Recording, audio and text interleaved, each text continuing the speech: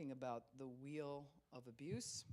But I want to talk a little bit about what's going to be coming this fall. We haven't picked the dates yet, but it'll be a high therapeutic class on Wednesday nights for probably 10 weeks. Not that this isn't high therapeutic, but we're going to be walking through a book, and then I'll have some PDFs for you and some stuff run off that are questions and things that you can work through. But it will have to do with mapping your life. And some people are like, I'm so tired of doing that. I rehearse my life all the time or whatever. But we want to take a look for you to be able to see your life in a different way so that you're able to see where your core thoughts come from, where your core belief systems come from, because that's what we filter everything through. You are your information, so whatever information you have right at this moment is all that you have. You can't pretend you have something you don't have, right? And so sometimes we feel like we're pulling on information that's not there, but somehow we believe it's got to be. Kind of like when you, I always say, don't milk a turnip. Don't try to milk a turnip. You can't get something from somebody when they don't have it. But there is that part of us that says, but I saw you treat so-and-so nice, so I know you can treat me nice. So I'm going to keep going after you treating me nice, and you end up in a situation where you're constantly being abused because whether they have it or not, they're not capable of using that in that situation for you. They're not using that skill. And so it's very important that we recognize that. We'll be talking about core beliefs, core life commands. Actually, the ministry that is over Hope Dealers is called CORE.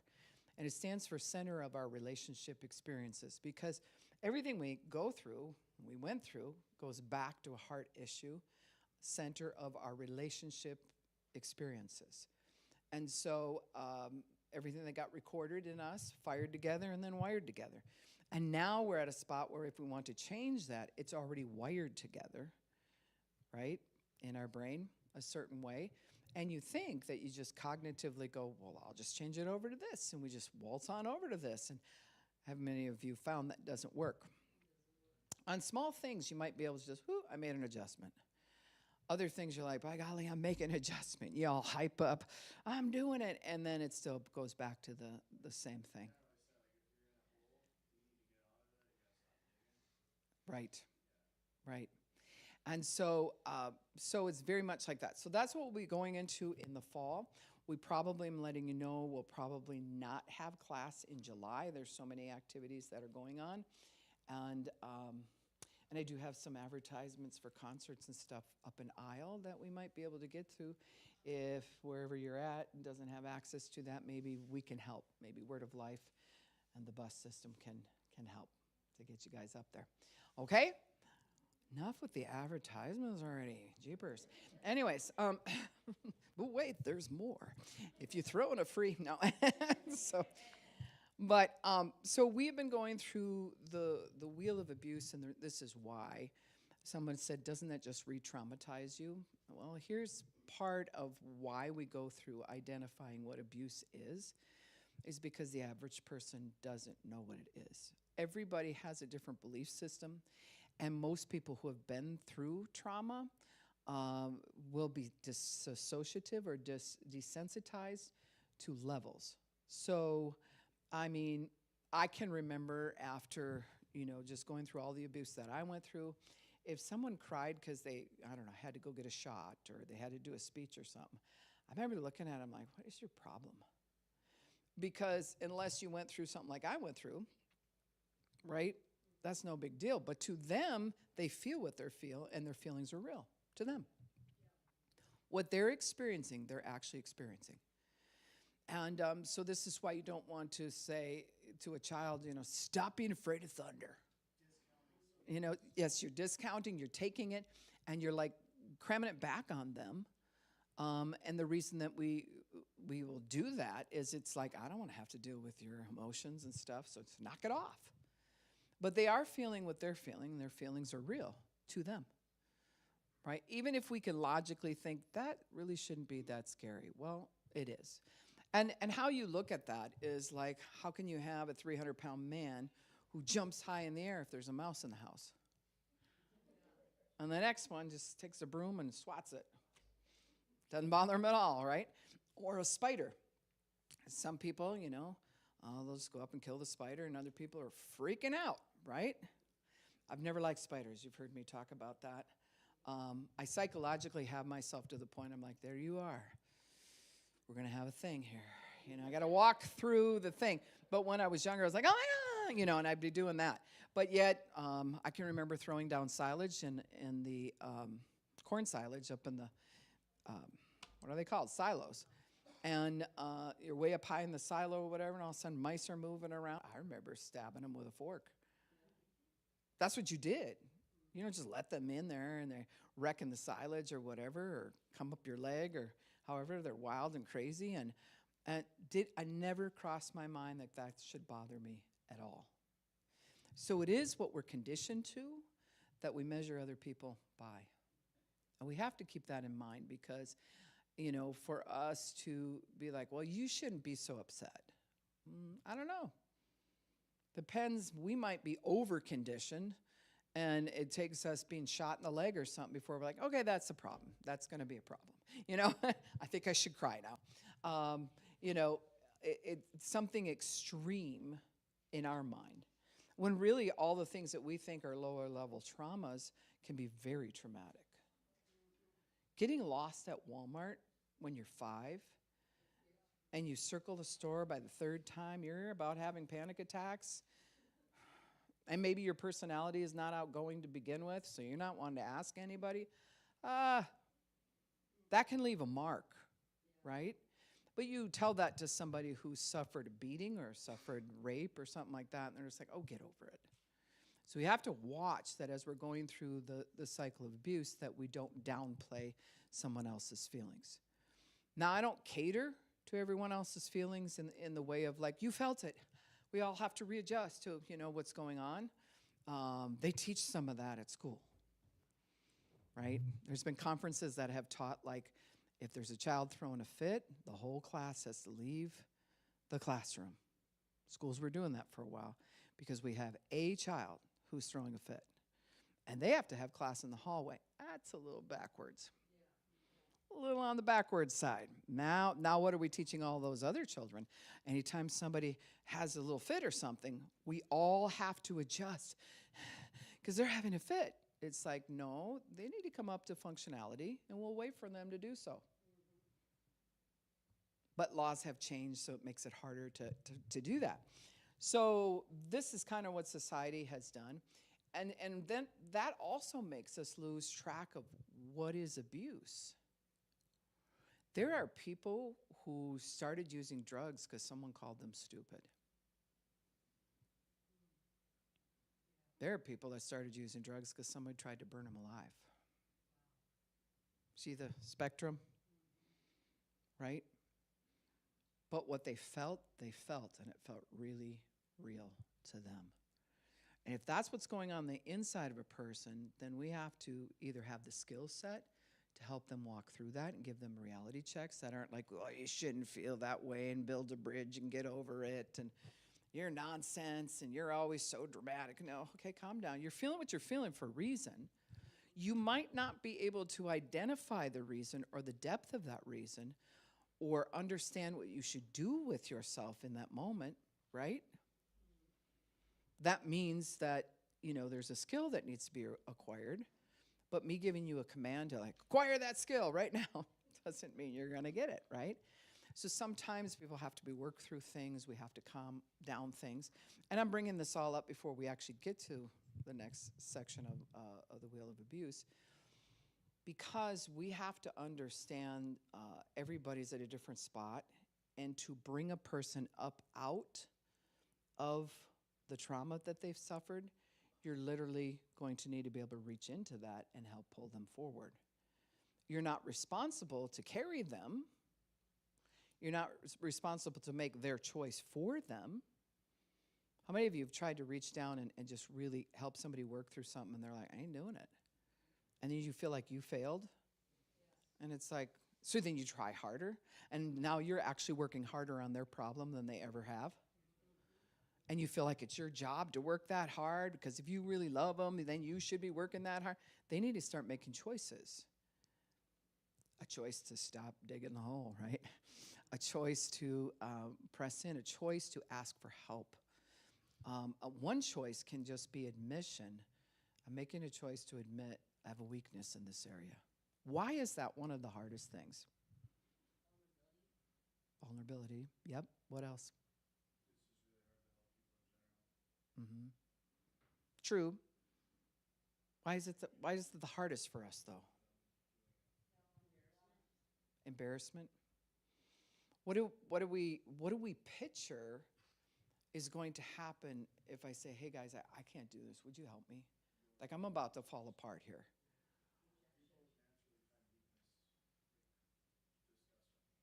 So you feel like you'd be repulsed. Yeah. Yeah. Has that been everyone's experience when you've asked for help? No. See, here's the thing. Everybody's experienced something different. And so our ability to use our pie hole to ask for help, you know, it's like, it doesn't always come out based on the experience that we had that was traumatic. And then how many times have you had it where I'm not going to ask for help, I'm not going to ask for help, I have to survive this, I'm on my own, no one's going to believe me anyway, they're not going to come for me. You have all this stuff that really builds your case of why it doesn't pay to ask for help. And then you finally ask for help, and you feel totally guilty you ever opened your mouth. Whether there's a negative experience or not, like, I can't even believe I asked. Now they're going to want to help me. Oh my gosh. Then that's going to mean stuff. I don't even know what it means because I've never asked for help. Why did I do that? So then usually when people do that with me, I can already tell. I know the facial expression. I've gone through this many times. They're not quite ready for the help. Then they will be like, oh, no, I worked that through. I'm good. I'm good. I'm good. Which is kind of a silly saying because I'm good doesn't really fit that. You know, you can take it as like, I'm so good that I fix this myself. I am good, right? But it's also a deflective term that says, I'm good, don't come any further. Don't help anymore, I'm good. Stop. It's like the term whatever. I can say, whatever in the world are we doing? Means something different than whatever. Which means something different than, I don't know, whatever. See, it depends on what voice inflection you put with it. I don't know, whatever means we're at the end of our rope. There is no other options, just whatever. Whatever happens, happens, because I can't control this. I can't, whatever. And then the other one is whatever. You know, it's kind of like, get off me, stay back, stop talking to me, whatever. See how we use words sometimes? They never used to be used like that, but those are those words that we use as deflective things because what we're trying to do is get out of my space right now. I feel that unsafe. Yes, but I'm here to help. Yes, but I feel that unsafe. Why do you feel unsafe? Is it me? And they'll try to find something wrong with me if I'm in a counseling session or whatever. And I already know I haven't spent enough time with you to freak you out that bad. So there's something for you. You're having a hard time with the helping part and whatever picture you have of helping. So more so no one will come for you, right? But another person will be like, oh, they'll come and then they'll want to control the whole thing. And then they're going to be all over me like white on rice, tell me to do this and do that. And that's why I don't ask for help because they start taking over my life. See? How many of you had that experience? So you can have both of those things going on at the same time if you're like, they ain't going to come to help me anyway, all the way over to like, yeah, they're going to help all right. They're going to take control. Then I'm not even going to be heard in this. No one's going to care how I feel. They're just going to run me over and put me into their little box of whatever they think I need to do. Fear of change. Yes. Yeah, that's a big one. Fear of change can be even just talking about the types of abuse would mean, oh, shoot, I have to acknowledge that I grew up with that. I have to acknowledge I've done that. I have to acknowledge that's been done to me. Snap. I don't want, because that's going to start a process, right? Once you acknowledge something, then the brain goes, and we're going to do what with this now? What are we doing? What? Because you engaged the first part of the math problem. 2. Why do I need to know that? Because this is a math problem, and it wants to be solved. Your subconscious works on solving problems 24 hours a day. It also runs your organs and all kinds of other things, so you don't want to stress it while it's trying to work on you, right? But it will, anything that's unresolved in you, it'll keep bringing it around going, what? You know, why? And it'll do that. But part of that really is that unresolved thing can go back to, I don't have the rest of the equation, and I'm afraid of the first number to begin with. I have to face that 2 was something that happened. And Lord forbid 2 plus 2. Oh my gosh. This is going to, if you put a plus there, it's going to add up. And I don't want to find the answer, but I need the answer. But what if I can't face the answer? I don't know. Let's not do the math problem. The brain is very much, the soul is very much about equations and finishing things.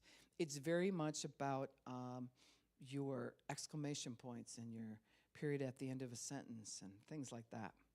The way the brain is trained, if you're saying something, there needs to be a start point and a finish point, and you need to know the other person needs to be able to interpret, what did you mean by that? Whatever! Exclamation point. Right? Or you'll come in, whatever, period. It's already settled. We're not going any further. So it's looking for how are we putting this math problem together, because it really wants to solve it. Once you solve it and you realize, you know, crap happens and crap happens equals a lot of crap happened, right? And now I have to face that? Why do I have to acknowledge that to begin with? Because you're not going to get to move on until you bring closure to that equation. Remember how I said if you're still in trauma, or there's a memory that you don't want to rehearse, don't want to talk about, you don't want to open that can and all of those different sayings, you don't want to see those demons and all that, because you know if you tell the story, you will relive it. It's not going to be a problem for me. You could tell me, you know, I murdered my sister when I was 5 and all that, and I'd sit in my office and go, okay. Why? Because it's not my story. You're the one experiencing the feelings. You're the ones going through the math equations. All I'm doing is coming alongside and like, okay, I've seen this equation before. Let me help you with math. Let me help you bring this to closure. See that?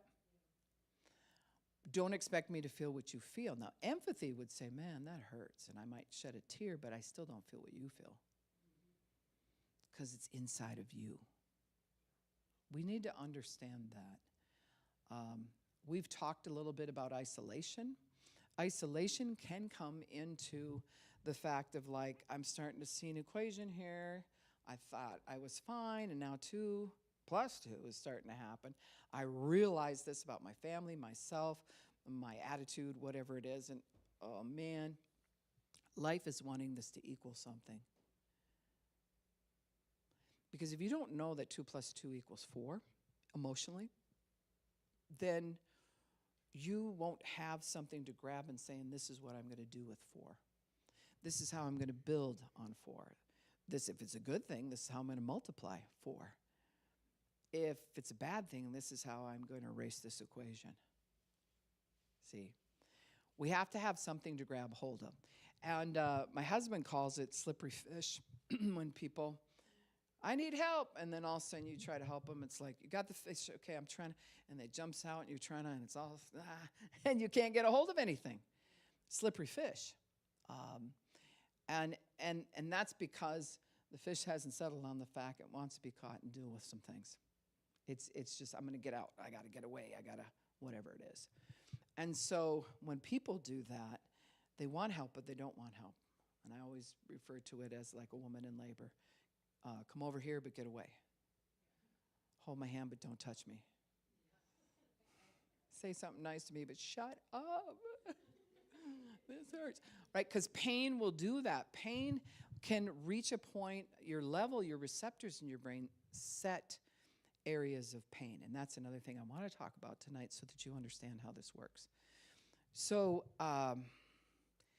we were working downstairs, and Pastor Igor was here with his 3 boys, and they went out back, and one came in with a tiny little sliver. I couldn't see it, but somehow Mom found it, and got it out and put a Band-Aid on or whatever.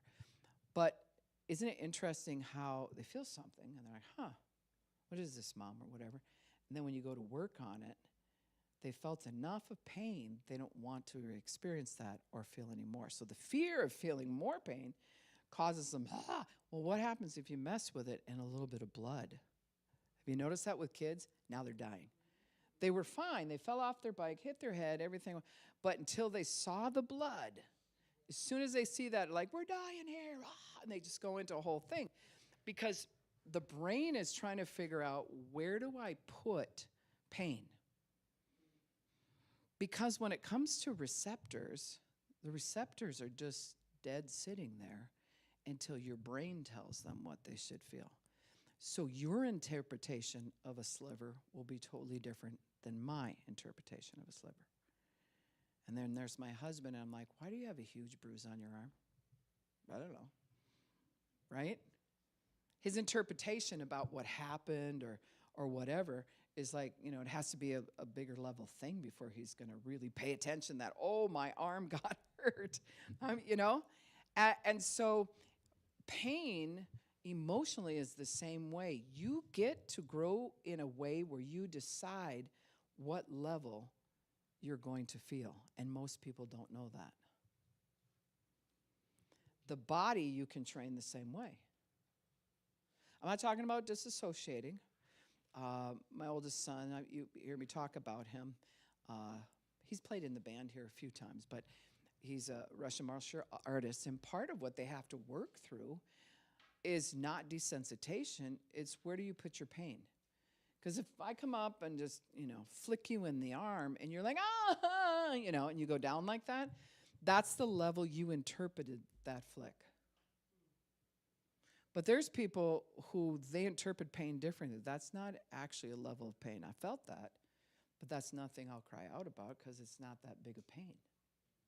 Do that to a kid, they think you rip their arm off. You're so mean, and because that's their belief system about that pain. It's not the receptors, it's not their nerve endings that interpret how much they feel. It's how their brain says they should feel about this.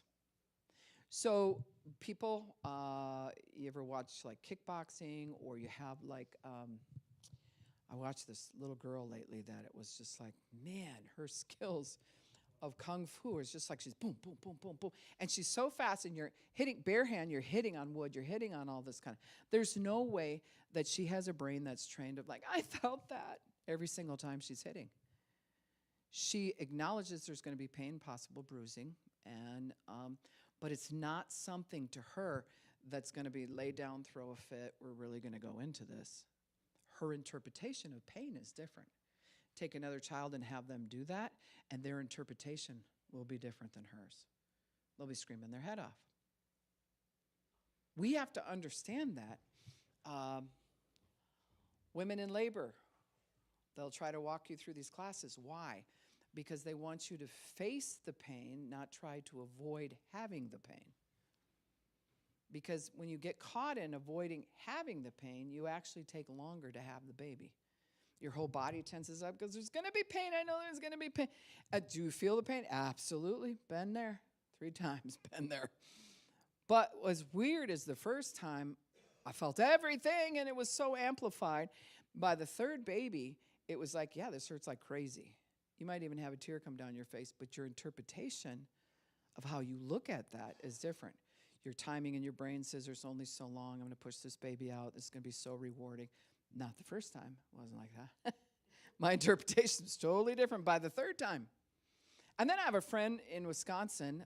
All her kids are grown or whatever, but she had 15 children. Half of them she had by herself. And just went on with her workday. Tied the cord, went on with her workday, and you're like, okay. Now, some people say, you're mentally ill, That's how she viewed the pain. Well, she must not have felt anything. No, it's how she dealt with the pain. What if we're not skilled in dealing with emotional pain? What if we're so desensitized to pain that we don't acknowledge when we're being abused? That's one ditch. And what if we feel everything like a stubbing of your toe emotionally is just, it's suicide worthy. You're just saying, it's over, I'm done, right? I'm not mocking it, but it can go that way if you've never learned to interpret pain differently.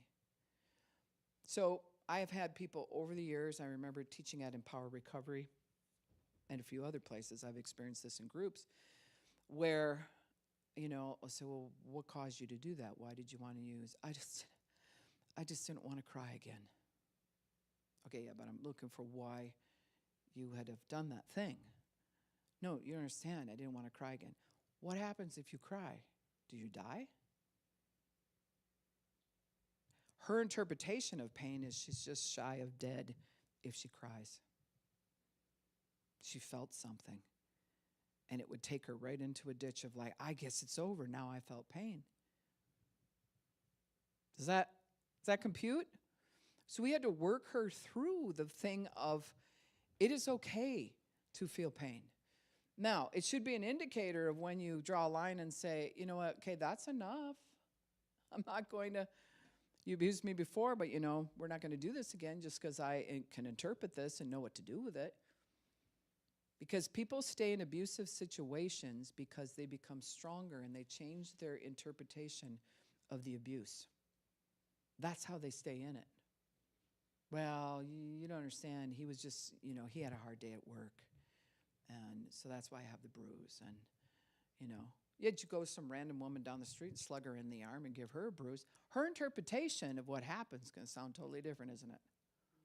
But when you're in abuse over and over, you have to change your interpretation of what's going on in order to survive it.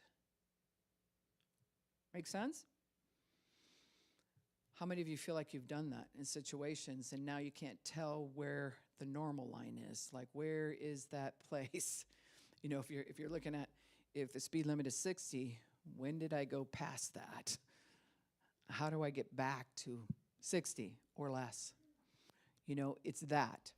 And so a person who gets revved up, and it'll start happening like that, they'll just rev their belief system in their mind. It's going to shoot out what they feel about that pain, and it'll come out their mouth next.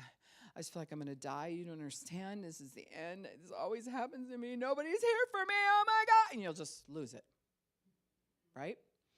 On the other hand, people who are dissociative, you're like, so he punched you in the face. And they called you a loser and told you to get out of the house. And like, you're okay with that? Well, I don't know. This has happened before. And he just kind of got upset. And see the two ditches? There has to be like, that's wrong. I don't go by pain totally to determine if something's wrong, abusive-wise. Especially if you have a high pain tolerance. You're going to put up with stuff forever. But I do go by like, is that opposite of love? Yes, that's why I'm feeling pain. How long do I want to put up with that? See, those are the questions that say 2 + 2 is going to equal 4, and I need to know what to do with the 4. Where's my boundary? So when I do this, that's when you pull the big lever. We've talked about this, huh, Don? We've talked about, okay, so you work on something. Ooh, that was abusive. All right, I'm going to give that another try. I'm going to come at it from this angle. We're going to try to get help. We're going to go this way. We're going to go that way. But eventually, you do have to pull the big lever. If the person's not going to comply, you need to pull a big lever to save yourself. Right? So we don't know where that lever is. There's people who pull the big lever because you looked at me funny. You know what? That's it. I'm no longer your friend, and I don't even think we should ever met. And you're like, okay, calm down. But they're big lever pullers right out of the gate, and so everything's about calming down so we're not pulling big levers, breathing, and let's thinking through some things here. But you did feel pain. So what does that mean? Is your interpretation of what happened off, or is there a real reason you should be feeling pain? You have to try to determine that yourself, because guess what? The people around you will say, you shouldn't feel that way. Or someone else who doesn't have a good interpretation of pain, like, oh, he looked at you funny, you need to leave him. See, there's two ditches, and it's like, and so then if you're getting outside opinions of all this stuff too, well, Sarah said this, and Johnny said that, and I'm supposed to leave, and no, you have to know, your inner core has to know, when is it time for me to make this choice? Then out of that choice, I'm going to get some help and support to support the choice I made. I can't get you to make a choice for me. That'd be dysfunctional. Because each one of you interprets, even if I told you the exact story, if I showed you the video of what happened, you're all going to interpret that scene differently. Right? That's why police officers, they'll tell you, you have to ask 5 different people 3 to 4 different ways. If they saw an accident at the corner out here, and we're all outside, they come to you and say, what'd you see? Oh, man, yeah, that guy was going, whoo, he must have been going 50 in a 25, and he slammed it, and he was like, boom, right in the back. It was so intense. And someone else was like, I don't think he paid attention, but you could tell he looked up and he tried to stop, and, and that person in front kind of came to a break. And so, yeah, they smashed into each other. Well, who's telling the truth here? There is only one truth. If you watch the video, that'll tell you the truth. But try to get it out of people, many times it's how you felt about the accident is your story. So if you've always felt rejected and abandoned, zeroed in on, left out, picked on, I could keep naming different things. Then when you're in a relational situation that requires something of you, and people around you, you start interpreting them different. You're interpreting them through your pain, and you're like, it looks to me like they're doing such and such. They're trying to attack me. That's what's going on. And somebody else will be like, that is not what's happening. See what I'm saying? But now, do you zero that person out and be like, well, you shouldn't be feeling the way you feel? No, they feel the way they feel for a reason. And it's our job to love each other enough to find out what the reason is. So everything has to calm, and then we talk to each other. What if I feel pain during that time? Well, you better interpret your pain right, or you're not going to talk right. Right? The more your pain is there and it's at the forefront, the less good things come out your mouth. You're defending yourself, you're flicking at that other person, you're deflecting things, and it's just like, instead of being matter of fact, like, wow, that really hurt my feelings. And have you ever been in a situation where somebody said, well, why did it hurt your feelings? And you said, I don't even know, but it did. That's a truthful statement. How many times have your feelings really gotten hurt and you didn't even really know why? So that's time for grace to be able to say, okay, so let's walk through that. Let's walk through. Did you think I was attacking you? Did you think I didn't like you? Do you feel like you're not part of the group? What are we doing? Well, I guess now you said that, I kind of feel like it's like I'm left out and I don't know how to fit in. And then if you take it further, many times they'll be like, and my core pain has always been that. No matter where I go, I don't fit in, and I'm always left out. That's the core pain that's happening in the person. So this is where I, as a pastor or a leader of a group or whatever, I can know all these things, but I can't treat you all exactly the same. Nobody in here has the same exact story. A good school teacher will know enough about her children to be able to say, that you don't put that child in that spot. Or over here, that kid just needs space. You ever just need space? There's some people who never need space. In fact, they feel abandoned if they're not up in your face talking all the time and you're acknowledging them and showing you stuff or whatever. Then if you don't want that, well, see, they don't like me. And the next person's like, will you just like give me just like a moment to myself? Right? And we need to know who each other are. So a deeper relationship, you can do the chit-chat relationship. You ever go to a recovery group or something, you're like, hey, this is Phyllis and this is Tim. Oh, hi, yeah, where are you from? And you do all that stuff. Well, that's great. That's not really putting pressure on anything. But get to know Phyllis and Tim, now there's going to be some pressure. The closer you get, the more pressure there is. Because now I'm starting to notice, why you look at me like that when I'm talking to you? Why did you turn your head away? And if my pain is speaking loud, I will interpret your body action according to my pain. So our own personal pain regulator has to be involved in knowing what to do with abuse or interpreting if something is abuse. For an instance, I have dealt with kids for so many years. I love kids. We had probably 12 in our daycare for a long time. We had 12 children total in our house for a long time. We took them to Utah. We took them to California. We went to Grand Canyon. We did all this stuff. Really wanted to just bless these kids, right? And 3 biological, all that at the same time. Not one of them are alike. Not one of my kids matches the other kid. Everybody hears differently. Everybody's had a different experience. So we could never blanket statement stuff. This is going to fit for everybody, so just do it. It doesn't fit for everybody. Rules have to fit. We have to comply to them, but how you feel about the rules, everybody's different. I feel like you're being mean. I feel like you're being pushed. I feel all these different things. Or you made that rule just for me because you don't want me to ever. Right? We wouldn't even have that rule if you just liked me. People project that onto school teachers and stuff like that. Well, I've watched this over the years, and it's really our own interpretation and our fear of pain.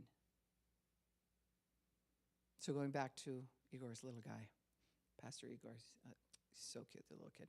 Anyways, they pull out the picker or whatever he had. I don't even know. I think it was a splinter, but pull it out, and he's trying to hold his breath through it, which is what one interpretation of how to handle pain is, right? If I kick you in the leg right now, are you going to go,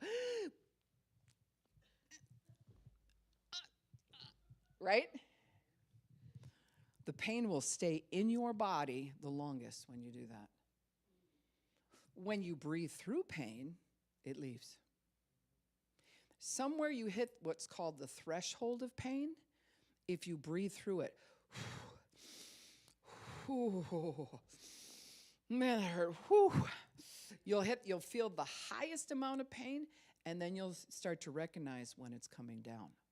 What they've proven is if you do the thing as I took in the pain and you stop, you stay at the highest level of pain, and it takes you a really long time to come down. Did you get that? That's why certain people's reaction will hold the pain, and it sets this level of I never want to feel that again. Where I realize if I got to go and get a shot, for instance, I'm not big into them, but for some reason I had to get a shot. I'm that's probably going to hurt a little bit. So do it.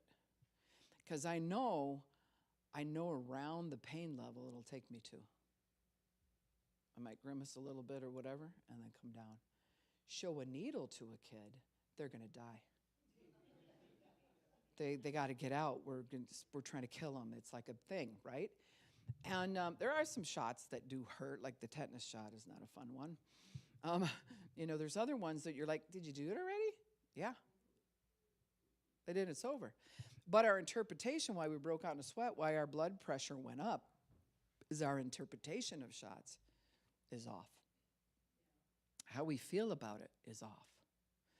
So in training yourself to walk through pain, that means it's only going to go to a certain level. And if you can make it past that threshold of wow, and breathe your way through it, it's going to be okay, it's going to be okay. You'll find that you start to handle emotional pain differently too. Yeah? Have you ever seen the child that cries and no sound comes out their mouth? Sometimes that means that is the highest level of pain, whether it be their interpretation or they really are hurt to that level. They're playing on the playground or whatever, and they hit their head really hard, and they'll be like, ah! And they're stuck like that. And nothing is coming out, and you're like, go ahead and breathe. We need you to breathe. but they're stuck at the most intense part of their pain, and it's very difficult to get them out of it. So tapping the back or doing different things to change, then they start coming down off of it. You never want to leave them in the highest level of their pain interpretation. Now, when you feel like you got a little more control as you're getting older, this is how we handle pain. I don't want any of you hurting me, so I'm not going to participate in things that even smell like you're going to hurt me.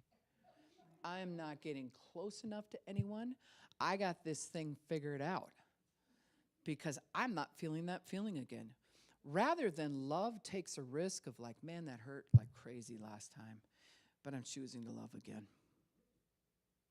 I'm choosing to love again. I'll have better boundaries this time or whatever. And if something happens that hurts, I mean, we should have the expectation.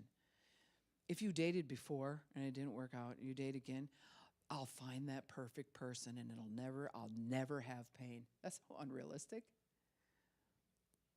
You might even still be feeling the pain from the last person, and you brought that into this relationship. You have to reinterpret your pain, unpack it, put it away in a different way. Doesn't mean deny it. That many times we can't seem, if you can't disassociate hard enough, then you got to drink to shut it up. If you can't disassociate hard enough, then you got to change the subject and use some meth. Escape, right? When the better thing was, I got to look at how I am handling pain. It's not how I'm trying to get rid of a life, that's like, once I do everything right, I'll never experience pain again, said Jesus on his way to the cross, who did everything right. Pain is in this world. In this world, it's wicked, and there will be trouble, but take heart, he has overcome the world. That means he breathed through some things. He had his assignment for the sake of the cause. I'm going to breathe through this. It's going to hurt like crazy. But there's an end goal. This is where the scripture says, joy will come in the morning. Yeah? So a big part of going through the wheel, what I'm wanting to work on here or just bring up tonight, is you have to reevaluate how you interpret pain. You've heard me share this story before when I had my oldest son. I think he was 3, and he was behind on a couple shots because I'm not a big shot person. I've studied it out, But anyways, he's in his 40s right now, so this is a long time ago. But I remember sitting at the doctor's office, and a child came out who just had a shot. He heard them screaming from the back. They screamed all the way out, and by the time they got out in front of him, they were because they just had a shot, right? He got big-eyed, and he looked at me. I said, he probably just got a shot. I'm going to get a shot. I said, you want to know what it feels like? And he goes, yeah. So I just said, okay, put your arm out, and I want you to breathe. And I gave him a little cheaper dealer. Then he goes, oh, that's not bad. I said, what if it feels harder than that? And he's like, ow. I said, did you live through that? He's like, yeah. He went in there, got the shot, and walked out.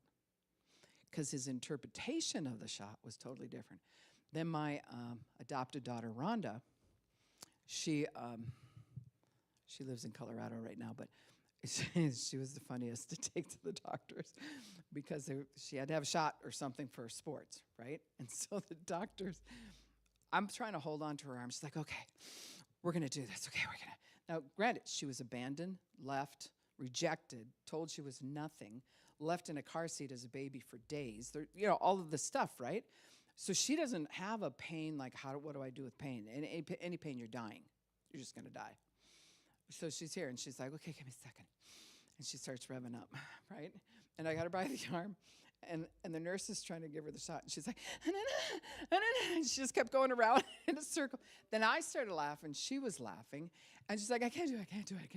Okay, just give me a minute. Well, then the nurse started laughing because she thought that was hilarious, and we just couldn't get this job done. But her way of interpretation of pain is disassociate, so this is where the laughter came from. Like, this is going to be, kind of like if you fall on the ice and you really get hurt, you start laughing. It's like, well, that's kind of a weird time to. Or like when I got a shock on the electrical downstairs. I was moving something around. I was like, whoa, both Pastor Igor and I started laughing. And I was like, so you can have like a near-death experience and it's funny? What causes the brain to be like, that was so, right? On one hand, but somebody else, maybe bumps into you, you're like, I can hardly walk today, And we're crying about it for a whole week or whatever it is, and we're just so hurt and so wounded. Why do we interpret different things differently? That's my challenge to you, because even as you're listening to somebody, you're filtering through how you handled pain in the past. That's what causes us not to let them finish their sentence, to attack them, to want to argue with them. But if you're just at peace about it, it's like, yeah, you're really upset. You're going to say, yeah, that was kind of mean what you just said about me. But anyways, I want to hear where you're coming from. Keep going. You can be that relaxed if your interpretation of that. But if I'm geared like, Mike's going to say something to me, I just know he's going to say something mean. And I can't handle it because I can start having a panic attack. He hasn't even talked yet. Because my interpretation of having been hurt before is I almost died. In fact, I almost died and went out and used and tried to help that happen. See how that works? So now we got to change how we interpret pain. We got to look at pain differently, start breathing through some things. I feel like falling apart right now. God's got me. I'm just going to calm down. And we're going to reinterpret this situation. Yes, this hurts like crazy. But there's greater pains in this world than what I'm experiencing right now. I'm not going to die from this. And well, what happens if you lose everybody? Then I lose everybody. I've been alone before. I'm not going to die from that either. I mean, you walk yourself through it and become at peace. Then when something really happens, you're like, and there's that thing I was talking to, that pain. That's cry-worthy. I'll go ahead and cry over that, but I'm not going to die over that. I'm not going to adjust my life. I'm not going to punish myself over pain. This is where sometimes people, granted, a lot of people don't understand death because they don't understand where they came from. And they don't understand that they're going to need to return somewhere. And if there's a block between where they came from and them, and they don't get that resolved, there's a really scary feeling. Right? So, yeah, granted, there's going to be a hard to regulate that. But once you know where you come from, and this is a wicked world, and you're walking through it, you can breathe through a lot of different things. Like, yeah, that's how that goes down here, huh? My husband, when we first got married, he'd get mad over spilling something or whatever. He's like, come on, Now he'll say, only in this world. When I get to heaven, this stuff's not going to happen, or I'm not going to care. He'll be reciting that, only in this world. Here's another one that, you make a mistake. Oh, no, I stained the carpet, or whatever it is that you're like, if you fail like that, the pain is going to be so great. Everyone's going to think you're so stupid. You have that kind of interpretation of it, you'll start cussing and everything else when small things happen. But something happens, spilled milk or whatever, you're like, well, that didn't go as planned. And you move on. It gives your brain permission to interpret it in a way of not life-threatening. We're not solving world peace here, right? I many times say that out loud, and it's for myself, not the other person. Like, calm down. We're not solving world peace. This is not as big. Let's ramp it back down.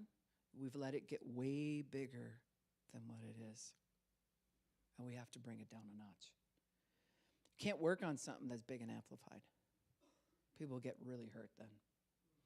So it has to be walked down. Well, what if the other person's not calming down? Then it's not time to talk about it. Right? Can't avoid it. Can't avoid it completely. Is that for you? Talking about the siren.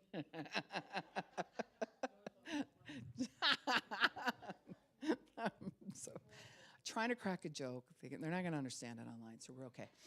So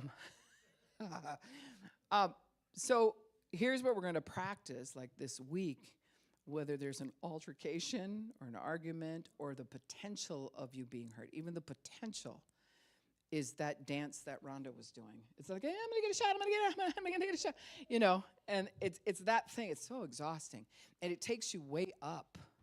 And if you stay in that state where you're way up, Eventually you'll come off of that and you're like, I don't even care what happens to me, and you'll fall. So it looks like you're all ramped up, but then you fall and you face plant, and people are like, wow, what is going on? You were so boo, and now you're boo. Well, that's because we let it go up too high instead of keeping it around the center point where it needs to be.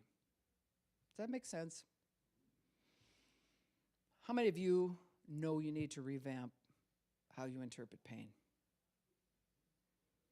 I can tell. I know some of the stories here. Some of you are sitting here, and it's like, that actually hurt. And I'm just letting you know that that actually hurt. Because they're like, huh, what? You know, when your leg was sawed off, that was pain. You know, because you get disassociated to it, and you don't take care of yourself because you're waiting for some bigger thing to happen before you move on some boundaries. So now we have to take care of the small things, whether we feel like they're big, you know, big things or not. We have to take care of the small boundaries and things like that. Take care of yourself in that.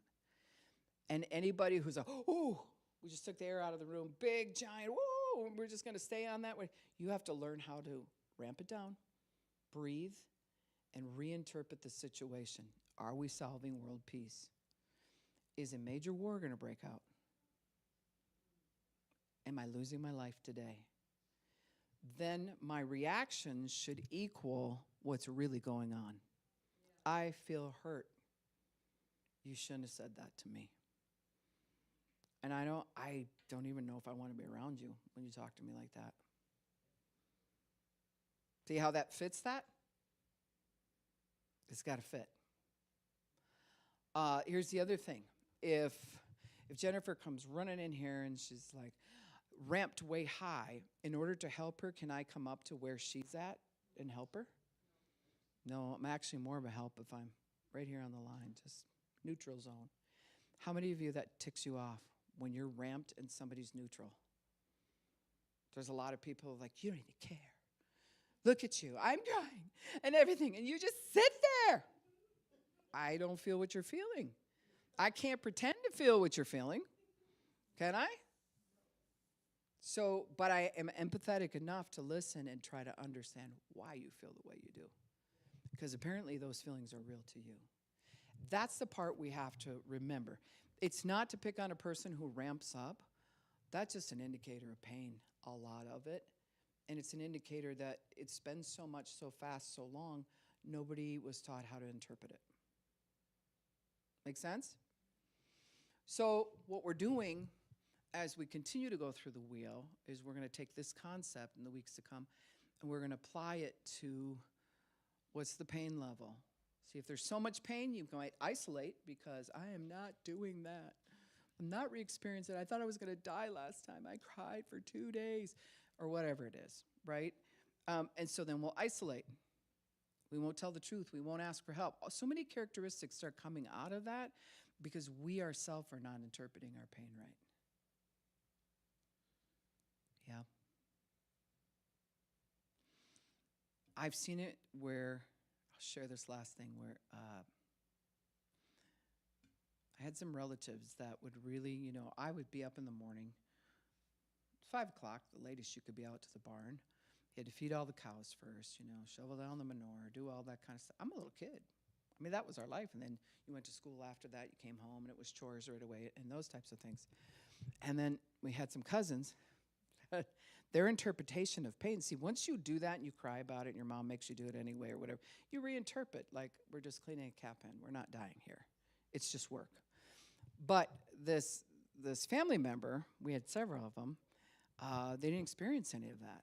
They hadn't worked or whatever. And so they came to the farm and they were supposed to be there to help out. Their parents sent them to help. And so then here's how the parents set it up, right? So here comes the child, bigger than me, right? Big old strapping boy, should have all kinds of strength and whatever. And says, I just want you to know, he did mow the lawn this last week. And that's because we're sitting there like, so I couldn't interpret what she was saying because she was interpreting something that was like, well, that's good, to woo, that's the biggest thing, you know, he just reinvented the wheel. Isn't he amazing? He mowed the lawn. And we're sitting here going like, we just baled hay and we did blah, blah, blah, right? We're waiting to look for a day off kind of thing. And we're kids too. I couldn't understand why there was such an interpretation. I think she was trying to make sure he didn't fail because there were people in the family that, went off the rails. And she is like trying to build him up, right? And we can do that and give the person a poor perspective on pain.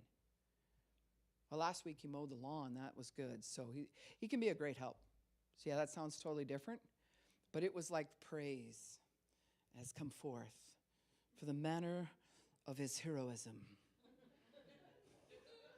You know what I'm saying? And it's like you actually just mowed the lawn. My 7-year-old grandson does that for more than one house. You know what I'm saying? But if your interpretation is like, I had to mow the lawn, they worked me like a dog around here. Okay, your interpretation's off. Your measurement is way off. Right? But then on the other hand, if we would have had parents who were like, that's not enough, you need to get out there, and you're going to get up at 3 in the morning before you go to school, and you're going to blah, blah, blah, blah, blah. Well, then their interpretation would have been off. You did what you had to do, and everybody had their chores, and then you just went to school. That was normal. Right? One person will break a leg and show up in a cast. I think I can still serve. The next person will be like, I broke a nail. Oh, my gosh. Do you know how much that cost? That really hurt my feelings. That they would put me in a position where they could, this could happen. Your interpretation of the situation is you're skewed. Okay? It's the same thing with our emotional state. But it will show up in your work. It will show up in how you communicate, your volume. It'll show up if you think you're a victim, everyone else is a bully, and you're already prepared for war because they're going to hurt me again. And they just ask you a question. That's all happened. They just want an answer. But they'll judge me. You already have predicted everything that's going to happen. And even if you're right, which most of the time, if you stay calm, you're not right. But even if you're right and they do that, that gives you the privilege to be able to say, what are you doing? I gave you an answer and now you're turning that on me. Yeah, that's not cool. We don't talk like that. Well, you can blank and blank. Whoa. You have some issues. I don't need to have issues because of your issues. You're the one with the issues. That's what you're thinking inside. It's like, all right. Your interpretation of this is way bigger than mine. And so if you're going to make it into such a big deal, I'm out. I'm out. Talk to me later when you calm down. See it? That's a skill we have to learn. Now, add a drug to it. If your interpretation is wrong and you add meth to it, whatever you feel, now you're on a rocket ship to the moon feeling it. The whole world has done me wrong. What happened? You got fired at your job. Oh, no. Did you show up? No. Okay. How? Your interpretation is wrong. Do you see what I'm saying? So let's stand. We'll pray over this because I believe God's going to challenge you this week to see things differently. And he'll have you watch your mouth and your emotions because if you start to ramp up and your speech gets real pointed, your regulator's off. You're going to have to re-regulate yourself. It's not them. You re-regulate. But they were and they did and all that. Well, they might be doing all those things, but that's not your problem. Your problem is regulating you. Take a spot to take a time out and breathe. Well, that'll offend the other person. Not your issue.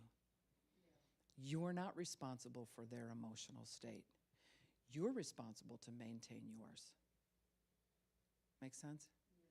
Yes. Father, we just come before you, and we thank you for this evening. We thank you that you're such a good God. And you show us these things, and we're able to re-regulate our life. That's part of renewal of the mind and the heart, and it's a sanctification process so that things slow down enough that we can really see what's going on with ourselves. And once we see ourselves and our weaknesses, then it makes our interpretation of other people's weaknesses different. We see it differently. And it's a weakness in them that they need to grow through. It's not a personal attack that I need to carry or they need to carry. So we thank you for this new knowledge, Lord God, and we just ask that you show us and grow us into it in Jesus' name. And everyone said, Amen.